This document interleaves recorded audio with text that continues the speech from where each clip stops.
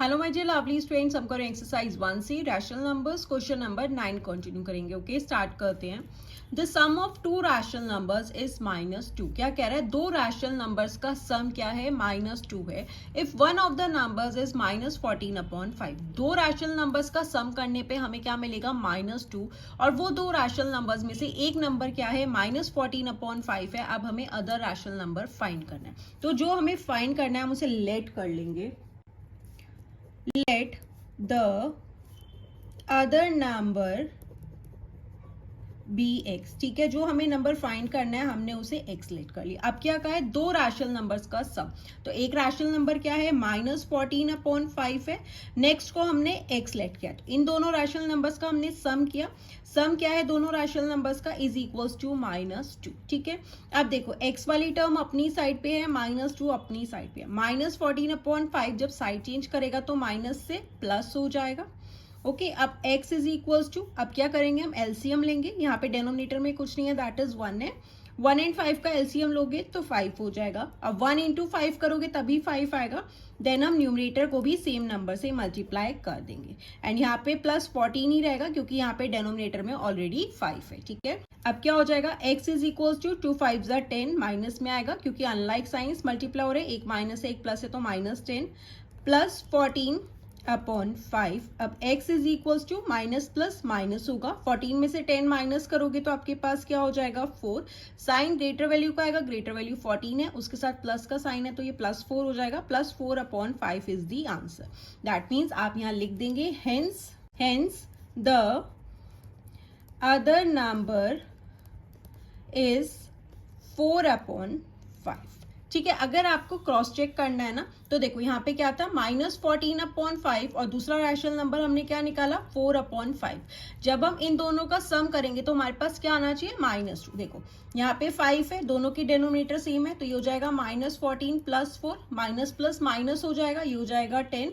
Sign greater value का आएगा तो -14 है तो -10 हो गया अपॉन 5। अब ये कैंसिल हो जाएगा, 5 2 10, दैट इज -2 आ गया।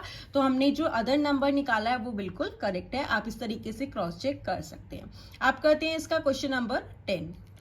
नेक्स्ट है the sum of two rational numbers is -1/2। Again वही है, दो रैशनल नंबर्स का सम किसके इक्वल है? -1/2।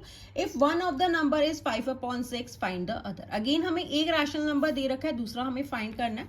तो सबसे हम लेट कर लेंगे, let the other number be x. अब दो रैशनल नंबर्स का सम हमें क्या दे रखा है? -1/2 है। दो रैशनल नंबर्स कौन से? एक हमें गिवन है 5/6, दूसरे को हमने लेट किया x। इन दोनों का सम कितना है? -1/2। ठीक है, अब x इज इक्वल्स टू -1/2। अब 5/6 साइड चेंज करेगा तो प्लस से माइनस में हो गया। ठीक है, अब x अपनी साइड पे 2 एंड 6 का एलसीएम लेंगे तो 6 हो जाएगा।